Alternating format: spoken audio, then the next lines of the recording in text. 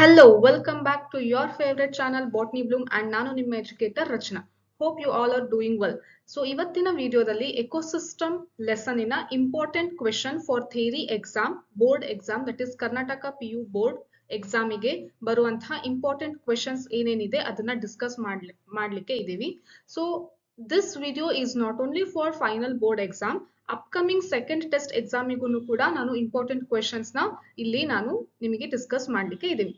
ಈ complete lesson total weightage for final exam ಎಷ್ಟು ಅಂತ ಅಂದ್ರೆ 4 ಮಾರ್ಕ್ಸ್ ಅಥವಾ 5 ಮಾರ್ಕ್ಸ್.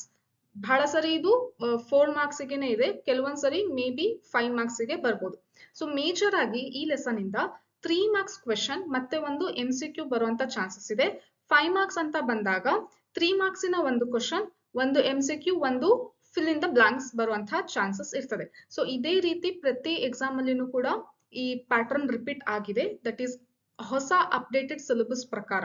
ಅಂಡ್ ಹೊಸ ಅಪ್ಡೇಟೆಡ್ ಸಿಲೆಬಸ್ ಪ್ರಕಾರ ಏನು ಪೋರ್ಷನ್ ಇದೆ ಅಲ್ಲ, ಆ syllabus according to that syllabus only I have that is listed important questions. ನಾನು ಪ್ರೀವಿಯಸ್ ಇಯರ್ ಕ್ವೆಶನ್ಸ್ ನ ರೆಫರ್ ಮಾಡಿಬಿಟ್ಟು ಕ್ವೆಶನ್ಸ್ ನ ಇಲ್ಲಿ ನಾನು ಡಿಸ್ಪ್ಲೇ ಮಾಡ್ತಾ ಇದ್ದೀನಿ. ವಿತ್ ಆನ್ಸರ್ಸ್ ಕೂಡ ಡಿಸ್ಕಸ್ ಮಾಡ್ತೀನಿ, ನೋಡೋಣ ಒಂದೊಂದಾಗಿ. So first 2 marks question discuss ಮಾಡೋಣ. Distinguish between primary productivity and secondary productivity in an ecosystem. See, this question ಯಾವಾಗ ಕೇಳಿದ್ರು ಇದು ಅಂತಂದ್ರೆ 2014 ಅಲ್ಲಿ ಕೇಳಿರುವಂತ ಕ್ವೆಶನ್. ಸೊ ಪ್ರೈಮರಿ ಪ್ರೊಡಕ್ಟಿವಿಟಿ ಅಂತಂದ್ರೆ ಪ್ರೊಡ್ಯೂಸರ್ಸ್ ಇಂದ ಬಂದಿರುವಂತ ಬಯೋಮಾಸ್ ಬಗ್ಗೆ ಹೇಳ್ತಾರೆ. ಸೆಕೆಂಡರಿ ಅಂತಂದ್ರೆ ಕನ್ಸ್ಯೂಮರ್ಸ್ ಇಂದ ಬಂದಿರುವಂತದ್ದು. That is what given in NCERT. ಅದನ್ನೇ ನೀವು ಕರೆಕ್ಟ್ ಆಗಿ ಬರೀತೀರಾ. ಯಾವ ತರ ಡಿಸ್ಟಿಂಗ್ವಿಶ್ ಅಥವಾ ಡಿಫ್ರೆನ್ಶಿಯೇಟ್ ಅಂತ ಕೇಳಿದ್ರೆ ಈ ತರ ಸಪರೇಟ್ ಆಗಿ ಕಾಲಮ್ ಹಾಕೊಂಡು ಪ್ರೈಮರಿ ಪ್ರೊಡಕ್ಟಿವಿಟಿ ಮತ್ತೆ ಸೆಕೆಂಡರಿ ಪ್ರೊಡಕ್ಟಿವಿಟಿ ಅಂತ ಕಾಲಮ್ ಹಾಕೊಂಡು ಬರೀತೀರಾ, ಸರಿನಾ? Next, define stratification with example. Stratification ಅಂತಾನೇನು ವರ್ಟಿಕಲ್ ಸೆಕ್ಷನ್ ಅಲ್ಲಿ ಡಿವೈಡ್ ಆಗಿರುವಂತಹ, ದಟ್ ಈಸ್ ಸಪರೇಟ್ ಆಗಿರುವಂತಹ ಏನು ಎಲ್ಲ ಬಯೋಮ್ ಇದೆ ಅಲ್ಲ, ಅದ್ರ ಬಗ್ಗೆ ಬರಿಬೇಕಾಗುತ್ತೆ. ಎಕ್ಸಾಂಪಲ್ NCERT ಅಲ್ಲಿ ಕೊಟ್ಟಿರೋದು ಯಾವ್ದು ಅಂತ ಅಂದ್ರೆ, ಫಸ್ಟ್ ಟ್ರೀ, ಅದು ಕೆನೋಪಿ ಫಾರ್ಮೇಶನ್ ಮಾಡುತ್ತೆ. ಆದ್ಮೇಲೆ ಶ್ರಬ್ಸ್ ಬರುತ್ತೆ, ಅದಕ್ಕಿಂತ ಚಿಕ್ಕದು. ಆದ್ಮೇಲೆ ಹರ್ಬ್ಸ್ ಬರುತ್ತೆ, ಅದಕ್ಕಿಂತ ಚಿಕ್ಕದು. ಆದ್ಮೇಲೆ ಕೆಳಗಡೆ ಗ್ರೌಂಡ್ ಅಲ್ಲಿ ಇರುವಂತಹ ಗ್ರಾಸ್ ಎಲ್ಲ ಬರ್ತದೆ. So this is how the total ecosystem ಅಲ್ಲಿ ಡಿವೈಡ್ ಆಗಿದೆ. ವರ್ಟಿಕಲ್ ಸೆಕ್ಷನ್ ಅಲ್ಲಿ ನೋಡಿದಾಗ ಈ ತರ ಕೂಡ ಏನು ಆರ್ಗಾನಿಸಮ್ಸ್ ನಾವು ಸಪರೇಟ್ ಮಾಡಬಹುದು ಅಂತ ಹೇಳಿ ಸ್ಟ್ರಾಟಿಫಿಕೇಶನ್ ಅಲ್ಲಿ ಎಕ್ಸಾಂಪಲ್ ತಗೊಂಡು ಹೇಳಿದಾರಲ್ಲ, ಅದನ್ನ ಬರೀತೀರಾ. Next, mention the components of ecosystem. Components ಯಾವ್ದಾವ್ದು? First second page of this lesson ಅವರು ಕೊಟ್ಟಿದ್ದಾರೆ. ಯಾವ್ದಾವ್ದು? ಪ್ರೊಡಕ್ಟಿವಿಟಿ, ಡಿಕಂಪೋಸಿಷನ್ ಇದೆ, ಮತ್ತೆ ನ್ಯೂಟ್ರಿಯೆಂಟ್ ಸೈಕ್ಲಿಂಗ್ ಇದೆ, ಮತ್ತೆ ಇನ್ನೊಂದು ಎನರ್ಜಿ ಫ್ಲೋ ಇದೆ. Okay, but nutrient cycling syllabus ಇಂದ ಅವರು ಡಿಲೀಟ್ ಮಾಡಿದ್ದಾರೆ. So nutrient cycling complete concept ಹೊಸ NCERT ಅಲ್ಲಿ ತೆಗ್ದಿದ್ದಾರೆ, ಅದನ್ನ ಓದುವಂತ ಅವಶ್ಯಕತೆ ಇಲ್ಲ. ನೆಕ್ಸ್ಟ್, ಡಿಫೈನ್ DFC ಅಂತ ಅಂದ್ರೆ ಏನು, ಡೆಟ್ರಿಟಸ್ ಫುಡ್ ಚೈನ್ ಏನು ಅಂತ ಹೇಳಿ ಅದನ್ನ ಬರೀತೀರಾ. ಇಟ್ ಸ್ಟಾರ್ಟ್ಸ್ ವಿತ್ ಡಿಕಂಪೋಸರ್ಸ್, ಅದೆಲ್ಲ ಇದೆಲ್ಲ ಪಾಯಿಂಟ್, ಅದನ್ನ ಮೆನ್ಷನ್ ಮಾಡ್ತೀರಾ. Next, write any 2 examples of terrestrial and aquatic ecosystem. ಇದೆಲ್ಲಿದೆ ಅಂತ ಅಂದ್ರೆ ಫಸ್ಟ್ ಇಂಟ್ರೊಡಕ್ಷನ್ ಪ್ಯಾರಾಗ್ರಾಫ್ ಇದೆ ಅಲ್ಲ, ಅಲ್ಲೇನೆ NCERT ಅಲ್ಲಿ ಮೆನ್ಷನ್ ಮಾಡಿದ್ದಾರೆ. ಟೆರೆಸ್ಟ್ರಿಯಲ್ ಅಂತಂದ್ರೆ ಡೆಸರ್ಟ್ ಆಗಿರ್ಬೋದು, ಓಕೆ, ಗ್ರಾಸ್ ಲ್ಯಾಂಡ್ ಆಗಿರ್ಬೋದು, ಫಾರೆಸ್ಟ್ ಆಗಿರ್ಬೋದು, ಆ ತರ ಡಿಫ್ರೆನ್ಶಿಯೇಟ್ ಮಾಡ್ತೀವಿ, ದಟ್ ಈಸ್ ಎಕೋಸಿಸ್ಟಮ್ ನ.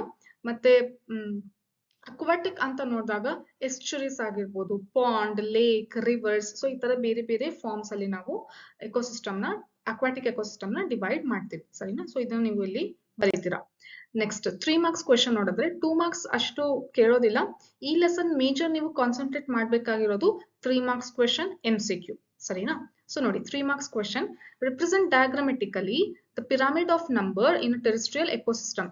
ಇದು ಎಲ್ಲಿ ಕೇಳಿದ್ದು ಅಂತಂದ್ರೆ Karnataka PU board model papers release ಮಾಡಿದಾರಲ್ಲ ರೀಸೆಂಟ್ ಆಗಿ, ಅಲ್ಲಿಂದ ಬಂದಿರುವಂತಹ ಕ್ವೆಶನ್. ಫಾರ್ 24-25 ಎಕ್ಸಾಮಿಗೆ ಮಾಡೆಲ್ ಪೇಪರ್ಸ್ ರಿಲೀಸ್ ಮಾಡಿದ್ರಲ್ಲ ವಿತ್ ಬ್ಲೂ ಪ್ರಿಂಟ್, ಅಲ್ಲಿಂದ ಬಂದಿರುವಂತಹ ಕ್ವೆಶನ್ ಇದು. ಸೊ ಏನ್ ಮಾಡ್ತೀರಾ, ಪಿರಾಮಿಡ್ ಆಫ್ ನಂಬರ್ ಏನಿದೆ ಅಲ್ಲ ಟೆರೆಸ್ಟ್ರಿಯಲ್ ಎಕೋಸಿಸ್ಟಮ್, NCERT ಅಲ್ಲಿ ಕೊಟ್ಟಿರೋ ಡಯಾಗ್ರಾಮ್ ವಿತ್ ಸೈಡ್ ಅಲ್ಲಿ ಕೊಟ್ಟಿರುವಂತಹ ನೇಮ್ಸ್ ಅಂಡ್ ಏನೇನು ನಂಬರ್ಸ್ ಇರುತ್ತೆ ಅದನ್ನು ಕೂಡ ಬರಿಬೇಕು. ಪಿರಾಮಿಡ್ ಆಫ್ ನಂಬರ್ ಅಂತಂದ್ರೆ ಮೇಜರ್ ಆಗಿ ನೀವು ನಂಬರ್ ಮೆನ್ಷನ್ ಮಾಡ್ಲೇಬೇಕು, ಓಕೆನಾ? ಅದಕ್ಕೇನೆ ಮಾರ್ಕ್ಸ್ ಇರುತ್ತೆ. Next, an example for grazing food chain is given below. Grass, grasshopper, birds, man graphically represent this food chain through pyramid of energy and write different trophic levels with their energy content. So in joules energy numbers ಕೊಟ್ಟಿದ್ದಾರೆ, ಹೌದಾ? ಎಲ್ಲಿಂದ ಎಲ್ಲಿಗೆ ಬರ್ತಾ ಬರ್ತಾ ಯಾವ ರೀತಿ energy ಕಡಿಮೆ ಆಗುತ್ತೆ ಅಂತಂದೇಳಿ. ಸೊ ಅದನ್ನ ನೀವು ಪಿರಾಮಿಡ್ ಬರೀತೀರಾ. ಕೆಳಗಡೆ ಏನ್ ಬರೀತೀರಾ ಅಂತಂದ್ರೆ ಪ್ರೈಮರಿ ಪ್ರೊಡ್ಯೂಸರ್ಸ್ ಅಲ್ಲಿ ಗ್ರಾಸ್ ಬರೀತೀರಾ, ಪ್ರೈಮರಿ ಕನ್ಸ್ಯೂಮರ್ಸ್ ಅಲ್ಲಿ ಗ್ರಾಸ್ ಹೋಪರ್ ಬರಿಬೇಕು. ನೆಕ್ಸ್ಟ್ ಸೆಕೆಂಡರಿ ಕನ್ಸ್ಯೂಮರ್ ಅಲ್ಲಿ ಬರ್ಡ್ಸ್, ಟರ್ಷರಿ ಕನ್ಸ್ಯೂಮರ್ ಅಲ್ಲಿ ಮ್ಯಾನ್. ಈ ತರ ನೀವು ಅಲ್ಲಿ ನೇಮ್ಸ್ ಬರಿತಾ ಹೋಗ್ತೀರಾ. ಸೊ ಅವರು ಎಕ್ಸಾಂಪಲ್ ಅವರೇ ಕೊಟ್ಟಿದ್ದಾರೆ, ಅದನ್ನ ಪಿರಾಮಿಡ್ ಒಳಗಡೆ ನೀವು ಮೆನ್ಷನ್ ಮಾಡಬೇಕು ಅಷ್ಟೇ, ಸರಿನಾ? Next, pyramid of energy is always upright, can never be inverted, give reasons. ಇದು third paper. 3 model papers release ಮಾಡಿದ್ರು. ಇದು ಫಸ್ಟ್, ಸೆಕೆಂಡ್ ಮತ್ತೆ ಇದು ಥರ್ಡ್ ಪೇಪರ್ ಅಲ್ಲಿ ಬಂದಿರುವಂತಹ ಕ್ವೆಶನ್. ನೋಡಿ, ಯಾಕೆ ಯಾವಾಗ್ಲೂ ಅಪ್ರೈಟ್? ಅಪ್ರೈಟ್ ಅಂದ್ರೆ ಯಾಕೆ ಯಾವಾಗ್ಲೂ ಈ ತರ ಸ್ಟ್ರೇಟ್ ಇರುತ್ತೆ, ಇದು ಯಾಕೆ ಈ ತರ ಉಲ್ಟಾ ಆಗಲ್ಲ, ಇನ್ವರ್ಟೆಡ್ ಆಗಲ್ಲ? is always upright, can never be inverted. ಯಾಕೆ ಅಂತ ಅಂದ್ರೆ ಪ್ರತಿ ಸರಿನೂ ಒಂದೊಂದು ಟ್ರೋಫಿಕ್ ಲೆವೆಲ್ ಅಲ್ಲಿನೂ ಎನರ್ಜಿ ಏನಾಗುತ್ತೆ, ಲಾಸ್ ಆಗುತ್ತೆ in the form of heat. ಓಕೆನಾ? ಸೊ ಹಂಗಾಗಿ ಇಲ್ಲಿ ಜಾಸ್ತಿ ಇರ್ತದೆ, ಇಲ್ಲಿ ನೆಕ್ಸ್ಟ್ ಬಂದಿದ ತಕ್ಷಣ ಕಡಿಮೆ ಆಯ್ತು, ನೆಕ್ಸ್ಟ್ ಕಡಿಮೆ, ಮತ್ತೆ ಅದಕ್ಕಿಂತ ಕಡಿಮೆ ಆಯ್ತು. ಸೊ ಹಂಗಾಗಿ ಇದು ಯಾವಾಗಲೂ ಸ್ಟ್ರೇಟ್ ಇರುತ್ತೆ. ಸೊ ಈ ತರ ಉಲ್ಟಾ ಆಗೋದಿಲ್ಲ. ಓಕೆ, ಸೊ ಇಲ್ಲಿ ಕೆಳಗಡೆ ಬೇಸ್ ಅಲ್ಲಿ ಕಡಿಮೆ ಇದ್ದು ಆಮೇಲೆ ಫೈನಲ್ ಬಂದಿದ ತಕ್ಷಣ, ಫೈನಲ್ ಟ್ರೋಫಿಕ್ ಲೆವೆಲ್ ಬಂದಿದ ತಕ್ಷಣ ಜಾಸ್ತಿ ಆ ತರ ಆಗೋದಿಲ್ಲ. So that's why it is always upright. ಇದು NCERT ಅಲ್ಲಿ ಎಕೋಲಾಜಿಕಲ್ ಪಿರಾಮಿಡ್ಸ್ ಅಂತ ಇದೆ ಅಲ್ಲ, ಸೊ ಅಲ್ಲಿ ಕೆಳಗಡೆ ನಿಮಗೆ ಒಂದು ಪ್ಯಾರಾಗ್ರಾಫ್ ಕೊಟ್ಟಿದ್ದಾರೆ, ಸರಿನಾ? Next, ecological pyramids have limitations, justify the statements with 3 reasons. ಇದಾಗಿದ ತಕ್ಷಣ ನೆಕ್ಸ್ಟ್ ಪ್ಯಾರಾಗ್ರಾಫ್ ಲಿಮಿಟೇಷನ್ಸ್ ಕೊಟ್ಟಿದ್ದಾರೆ. ಏನು ಪಿರಾಮಿಡ್ಸ್ ನ ಲಿಮಿಟೇಷನ್ ಅಂತಂದ್ರೆ, ಎಲ್ಲಾ ಕಡೆನೂ ನಾವು ಪಿರಾಮಿಡ್ಸ್ ಹಾಕಿ ಎಲ್ಲಾ ಎಕೋಸಿಸ್ಟಮಿಗೂ ನೋಡಕ್ ಬರಲ್ಲ.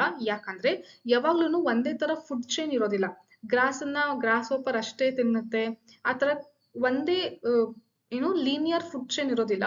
in ecosystem in actual manner in a nature it is always food web, ಒಂದರಿಂದ ಒಂದು ಕನೆಕ್ಟ್ ಆಗಿರುತ್ತೆ. ಸಪೋಸ್ ನೋಡಿ, ಮ್ಯಾನ್ ಫೈನಲ್ ಗೆ ಇಟ್ಟಿದ್ದಾರೆ ಟರ್ಷರಿ ಏನಂತ, ಬರ್ಡ್ಸ್ ನ ತಿನ್ನೋ ಮ್ಯಾನ್ ಅಂತ. But this man can be position in place of grasshopper. ಯಾಕಂದ್ರೆ ಹರ್ಬಿವೋರ್ ಕೂಡ ಇರ್ತೀವಿ, ಕಾರ್ನಿವೋರ್ ಕೂಡ ಇರ್ತೀವಿ, ಬಿಕಾಸ್ ವಿ ಆರ್ ಆಮ್ನಿವರ್ಸ್. ಹೌದಲ್ವಾ? ಸೊ ಹಂಗಾಗಿ ಅದು ಒಂದು ರೀಸನ್ ಬರೀತೀರಾ. ಫುಡ್ ವೆಬ್ ಇರುತ್ತೆ, ಒಂದೇ ತರ ಆಕ್ಚುಯಲ್ ನೇಚರ್ ಅಲ್ಲಿ ಈ ತರ ಇರೋದಿಲ್ಲ ಅಂತ. ಮತ್ತೆ ಇನ್ನೊಂದು ಏನು ಅಂತಂದ್ರೆ, ಸ್ಯಾಪ್ರೋಫೈಟ್ ಇದೆ ಅಲ್ಲ, ಸೊ ಸ್ಯಾಪ್ರೋಫೈಟ್ ಕೂಡ ಮೇಜರ್ ಇಂಪಾರ್ಟೆನ್ಸ್ ಇದೆ, ಅದು ಫುಡ್ ಚೈನ್ ಮತ್ತೆ ಎಕೋಸಿಸ್ಟಮ್ ಬ್ಯಾಲೆನ್ಸ್ ಮಾಡ್ಲಿಕ್ಕೆ. ಬಟ್ ಅದರ ಇಂಪಾರ್ಟೆನ್ಸ್ ಪಿರಾಮಿಡ್ ಅಲ್ಲಿ ನಾವು ಕೊಟ್ಟಿಲ್ಲ. ಸೊ ಹಂಗಾಗಿ ಈ ಲಿಮಿಟೇಷನ್ಸ್ ಏನು NCERT ಅಲ್ಲಿ 3 ಲಿಮಿಟೇಷನ್ಸ್ ಕೊಟ್ಟಿದಾರಲ್ಲ, ಅದನ್ನ ನೀವು ಬರೀತೀರಾ for 3 marks. Next, what are ecological pyramids? Draw an ideal pyramid of energy and mention its units. So direct ಆಗಿ ಪಿರಾಮಿಡ್ ಆಫ್ ಎನರ್ಜಿ ಬರೀರಿ ಅಂತ ಹೇಳಿದ್ದಾರೆ. ಸೊ NCERT ಅಲ್ಲಿ ಏನ್ ಡಯಾಗ್ರಾಮ್ ಇದೆ ಅಲ್ಲ, ಅದನ್ನ ಬರೀತೀರ. 2018 ಅಲ್ಲಿ ಕೇಳಿರುವಂತ ಕ್ವೆಶನ್ ಇದು. Next, mention the functional components of ecosystem. 2 marks ಗೆ ಡಿಸ್ಕಸ್ ಮಾಡಿದ್ವಲ್ಲ, ಅದೇ ಕಾಂಪೊನೆಂಟ್ಸ್ ಯಾವ್ದಾದ್ರು, ಎನರ್ಜಿ ಫ್ಲೋ, ಪ್ರೊಡಕ್ಟಿವಿಟಿ, ಡಿಕಂಪೋಸಿಷನ್ ಮತ್ತೆ ನ್ಯೂಟ್ರಿಯೆಂಟ್ ಸೈಕ್ಲಿಂಗ್ ಅದು. Next, what is trophic level, NCERT ಅಲ್ಲಿ ಕೊಟ್ಟಿರುವಂತ ಡೆಫಿನಿಷನ್ ಬರೀತೀರಾ. So this is for 2 marks and what is trophic level ಅಂತ ಕೇಳಿರೋದು 1 ಮಾರ್ಕ್ಸ್. So 2 and 1 is 3. 2017 ಅಲ್ಲಿ ಕೇಳುವಂತ question. Represent an ideal pyramid of number in a grassland ecosystem. So ಮತ್ತೆ ಅದೇನೆ pyramid of ನಂಬರಿನ diagram ನೀವು ಬರ್ದು ಅಲ್ಲಿ ಎಲ್ಲದನ್ನು ಮೆನ್ಷನ್ ಮಾಡ್ತೀರಾ. ಸೈಡ್ ಅಲ್ಲಿ ಕೊಟ್ಟಿರುವಂತಹ ನಂಬರ್ ಮತ್ತೆ ಟ್ರಾಫಿಕ್ ಲೆವೆಲ್ ಯಾವ್ದಾವ್ದು ಇದೆ ಅಂತ ಹೇಳಿ ಮೆನ್ಷನ್ ಮಾಡ್ತೀರಾ. 2015 ಅಲ್ಲಿ ಕೇಳಿರುವಂತ ಕ್ವೆಶನ್ ಇದು. ಬಿಟ್ರೆ ನಿಮಗೆ ಈ ತರ ಡೆಫಿನೇಷನ್ಸ್ ಕೇಳ್ಬೋದು, ಅಥವಾ ಇದನ್ನ fill in the blanks form ಅಲ್ಲಿ ಕೇಳ್ಬೋದು. ಮತ್ತೆ ಇದರ ಈಕ್ವೇಶನ್ ಕೂಡ ನೋಡ್ಕೊಳ್ಳಿ. GPP, NPP ಮತ್ತೆ R ಇದರ ರಿಲೇಷನ್ ಇನ್ ಈಕ್ವೇಶನ್ ಇದೆಲ್ಲ, ದಟ್ ಈಸ್ ಇಂಪಾರ್ಟೆಂಟ್. ಮತ್ತೆ ಅದರ ಡೆಫಿನೇಷನ್ ಕೂಡ ನೋಡ್ಕೊಳ್ಳಿ. GPP ಅಂದ್ರೆ ಏನು, NPP ಅಂದ್ರೆ ಏನು, ನೆಕ್ಸ್ಟ್ ಸೆಕೆಂಡರಿ ಪ್ರೊಡಕ್ಟಿವಿಟಿ ಅಂದ್ರೇನು, ಪ್ರೈಮರಿ ಪ್ರೊಡಕ್ಟಿವಿಟಿ ಅಂತ ಅಂದ್ರೇನು, ಟ್ರೋಫಿಕ್ ಲೆವೆಲ್ ಅಂದ್ರೆ ಏನು, ಸ್ಟ್ರಾಟಿಫಿಕೇಶನ್ ಅಂತ ಅಂದ್ರೆ ಏನು, ಇದೆಲ್ಲ ಡೆಫಿನೇಷನ್ಸ್ ಇದೆ ಅಲ್ಲ, ನಿಮಗೆ MCQ ಅಥವಾ ಫಿಲ್ ಇನ್ ದ ಬ್ಲಾಂಕ್ಸ್ ಅಲ್ಲಿ ಬರುವಂತ ಚಾನ್ಸಸ್ ಇದೆ, ಅಥವಾ ಈ ತರ ಸ್ಪ್ಲಿಟ್ ಮಾಡಿ ಕೇಳುವಂತ ಚಾನ್ಸಸ್ ಕೂಡ ಇರ್ತದೆ. ಓಕೆನಾ? ಸೊ ಅದನ್ನೆಲ್ಲ ಡೆಫಿನೇಷನ್ ನೀವು ಕರೆಕ್ಟ್ ಆಗಿ ಓದ್ಕೊಳ್ಳಿ. ನೆಕ್ಸ್ಟ್, 5 ಮಾರ್ಕ್ಸ್ ಗೆ explain the steps involved in the process of decomposition. 5 marks ಗೆ ಈ ಲೆಸನ್ ಇಂದ ಎಕ್ಸ್ಪೆಕ್ಟ್ ಮಾಡಲ್ಲ. ಫೈನಲ್ ಎಕ್ಸಾಮಿಗೆ ನೀವು ನೋಡ್ಕೊಳ್ಳೋದು ಏನ್ ಬೇಕಾಗಿಲ್ಲ. ಬಟ್ ಈ ಡಿಕಂಪೋಸಿಷನ್ ಅಲ್ಲಿ ಬರುವಂತ ಡೆಫಿನೇಷನ್ಸ್ ಇದೆಲ್ಲ, ಹ್ಯೂಮಿನಿಫಿಕೇಶನ್, ಮಿನರಲೈಸೇಷನ್, ಸೊ ಆ ಡೆಫಿನೇಷನ್ಸ್ ಬಹಳ ಬಹಳ ಇಂಪಾರ್ಟೆಂಟ್. ಓಕೆನಾ? ಸೊ ಇದು 2022 ಅಲ್ಲಿ ಕೇಳಿದ್ರು, ಯಾಕಂದ್ರೆ ಅವಾಗ ಪ್ಯಾಟರ್ನ್ ಸಿಲೆಬಸ್ ಎಲ್ಲ ಚೇಂಜ್ ಇತ್ತು. ಬಟ್ ಈಗ ಏನ್ ಮಾಡಿದ್ದಾರೆ ಅಂತಂದ್ರೆ, ಈ ಲೆಸನ್ ಅಲ್ಲಿ ಅರ್ಧ ಭಾಗ ನ್ಯೂಟ್ರಿಯೆಂಟ್ ಸೈಕ್ಲಿಂಗ್ ಏನು ಪೋರ್ಷನ್ ಇದೆಯಲ್ಲ ಅದನ್ನ ತೆಗ್ದಿರೋದ್ರಿಂದ ಸೊ ಟೋಟಲ್ ವೇಟೇಜ್ ಏನಾಗುತ್ತೆ, ಬರೀ 4 ಮಾರ್ಕ್ಸ್. ಸರಿನಾ? Next, explain briefly about energy flow. Energy flow ಬಗ್ಗೆ NCERT ಅಲ್ಲಿ ಏನ್ ಕೊಟ್ಟಿದಾರಲ್ಲ ಎಲ್ಲದನ್ನು ಅಲ್ಲಿ ಬರೀಬೇಕಾಗುತ್ತೆ. ನೆಕ್ಸ್ಟ್, ಎಕೋಲಾಜಿಕಲ್ ಪಿರಾಮಿಡ್ಸ್ ಬಗ್ಗೆ ಬರೀರಿ ಅಂತಂದ್ರೆ 3 ಟೈಪ್ಸ್ ಮೆನ್ಷನ್ ಮಾಡ್ಬೇಕಾಗುತ್ತೆ, ನಂಬರ್, ಬಯೋಮಾಸ್ ಮತ್ತೆ ಎನರ್ಜಿ ಇಂದು. Next, define the following definitions. ನಾನು ಹೇಳಿದಾನೆ ಡೆಫಿನೇಷನ್ಸ್ ನೋಡ್ಕೊಳ್ಳಿ ಅಂತ. ಇದು standing crop, trophic level, food web, PAR, okay, next stratification, ಇದೆಲ್ಲ ಡೆಫಿನೇಷನ್ PR ಎನರ್ಜಿ ಫ್ಲೋ ಅಲ್ಲಿ ಬರ್ತದೆ. ಸೊ ಇದೆಲ್ಲ ಡೆಫಿನೇಷನ್ಸ್ ನೀವು ಚೆನ್ನಾಗಿ ನೋಡ್ಕೊಳ್ಳಿ. ಫೈನಲ್ ಆಗಿ ಹೇಳಬೇಕು ಅಂತಂದ್ರೆ ಈ ಲೆಸನ್ ಇಂದ ಮೇಜರ್, ನನಗೆ ಈಗ ಟೈಮ್ ಇಲ್ಲ ಮ್ಯಾಮ್ ಏನ್ ನೋಡ್ಕೋಬೇಕು ಈ ಲೆಸನ್ ಇಂದ ಅಂತ ಅಂದ್ರೆ, ಸೊ ನೀವು ಫೈನಲ್ ಎಕ್ಸಾಮ್ಗೆ ಪ್ರಿಪೇರ್ ಆಗ್ತಿರೋರು ಏನ್ ನೋಡ್ಕೊಳ್ಳಿ ಈ ಎಕ್ಸಾಮಿಗೆ ಅಂತ, ದಟ್ ಈಸ್ ಈ ಲೆಸನ್ ಇಂದ ಅಂತ ಅಂದ್ರೆ ಎಕೋಲಾಜಿಕಲ್ ಪಿರಾಮಿಡ್ಸ್. ಯಾಕಂದ್ರೆ ಇನ್ ಎವ್ರಿ ಎಕ್ಸಾಮ್ ಪಿರಾಮಿಡ್ಸ್ ಇಂದ ಕ್ವೆಶನ್ ಬಂದೇ ಇದೆ. That is most important. ಯಾವ್ದಾವ್ದು ನೋಡ್ಕೊಂತೀರಾ, ನಂಬರ್ ವಿತ್ ಪ್ರಾಪರ್ ಇದಷ್ಟು ನೋಡ್ಕೊಂಡ್ರೆ ಸಾಕ ಅಂತಂದ್ರೆ ನೋ, ನೀವು ಕರೆಕ್ಟ್ ಆಗಿ ನೋಡ್ಕೊಂಡಿದ್ರೆ ಮಾತ್ರ okay. So you can expect one question from this portion. ಈ ಕಾನ್ಸೆಪ್ಟ್ ಇಂದ ಒಂದ್ ಕ್ವೆಶನ್ ನ ಎಕ್ಸ್ಪೆಕ್ಟ್ ಮಾಡ್ಬೋದು. ಪಿರಾಮಿಡ್ ಆಫ್ ನಂಬರ್, ಎನರ್ಜಿ ಮತ್ತೆ ಬಯೋಮಾಸ್, ಆಮೇಲೆ ಯಾಕೆ ಅಪ್ರೈಟ್ ಇದೆ ಅದು ಒಂದು ಕ್ವೆಶನ್, ಆಮೇಲೆ ಲಿಮಿಟೇಷನ್ಸ್ ಹೇಳಿದ್ನಲ್ಲ.